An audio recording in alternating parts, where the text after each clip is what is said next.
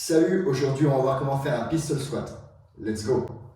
Donc pour faire un bon pistol squat, il faut savoir que tu dois avoir une bonne flexion de la hanche et une bonne dorsiflexion. Donc je vais te montrer comment travailler ces deux points-là. Bien évidemment, juste avant, tu auras fait toute ta routine de mobilité articulaire. Si tu n'as pas d'idée de comment la faire, tu peux regarder sur ma chaîne YouTube et il y a un extrait de routine de mobilité articulaire. Tu peux piocher dedans, tu peux faire comme bon te semble du moment que tu travailles ta mobilité correctement, tes articulations, tu les échauffes bien. Donc pour la flexion de hanche, on va faire un exercice où tu vas te positionner en half kneeling. Tu vas prendre appui contre le mur ou avec un bâton, n'importe quel support. Et je vais te demander de lever le genou le plus haut possible sans faire aucune compensation du corps. Donc pas basculer vers l'arrière, pas basculer sur les côtés. Vraiment là, il s'agit d'être honnête avec toi-même. Même si tu montes pas très haut, c'est pas grave, ça va s'améliorer avec le temps et la pratique. Mais c'est vraiment important de le faire vraiment dans les règles. Donc tu vas te positionner ici, tu prends appui, on va faire une rétroversion du bassin et monter le genou le plus haut possible. Ici. Et là, je viens poser doucement. Donc tu vas tenir 10 secondes et tu vas faire ça 3 fois. Ça peut également t'aider pour toutes tes variantes de squat, bien évidemment. Ensuite, donc, ta dorsiflexion, donc tu vas positionner comme ceci.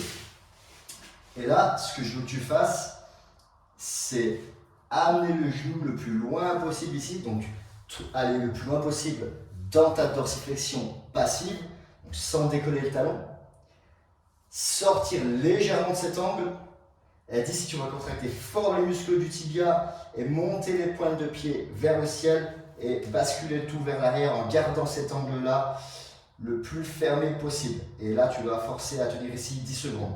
Si tu le fais bien, tu vas sentir, ça va te brûler le tibia. Et là, on vient reposer, on prend une inspiration, on repart. Donc passivement, je sors un petit peu de l'angle, je monte le plus haut possible, je contracte le muscle du tibia et je viens chercher sur l'arrière tout en essayant de garder le même angle. Donc ça, pareil, tu vas le faire 3 fois 10 secondes, 2 à 3 séries sur chaque pied. Et ensuite, on va pouvoir passer à la progression des pistol squats. Donc, pour les pistol squats, il faut déjà que tu saches faire un squat, un vrai squat. C'est-à-dire d'aller chercher un squat le plus bas possible. Donc ici, hop, je descends, hop. Et une fois que tu vas maîtriser donc ça au poids du corps sur tes 4-5 séries de 15-20, de manière contrôlée en allant chercher le plus bas possible, tu vas pouvoir basculer sur l'étape d'après qui va être le narrow squat. Donc le narrow squat, c'est tout simplement un squat, mais avec les pieds serrés.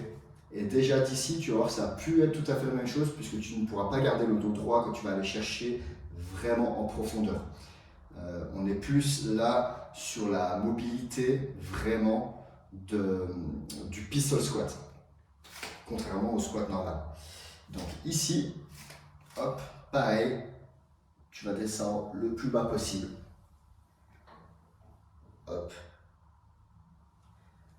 Et remonter de manière contrôlée. Idem, tu peux faire 3, 4, ouais, jusqu'à 4 séries. Là, tu peux aller jusqu'à 10-15 répétitions. Et une fois que tu maîtriseras ça sur tes 3-4 séries de 10-15 répétitions, tu pourras gentiment passer à l'étape d'au-dessus.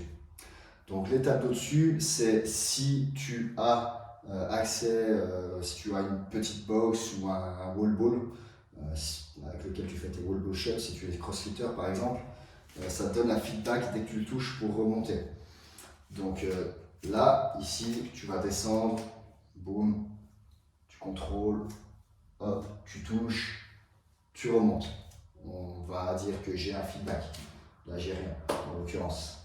Donc, une fois que tu as ça, que tu le maîtrises bien également sur 3 séries de 10-12 répétitions, tu vas pouvoir passer enfin à ton pistol squat.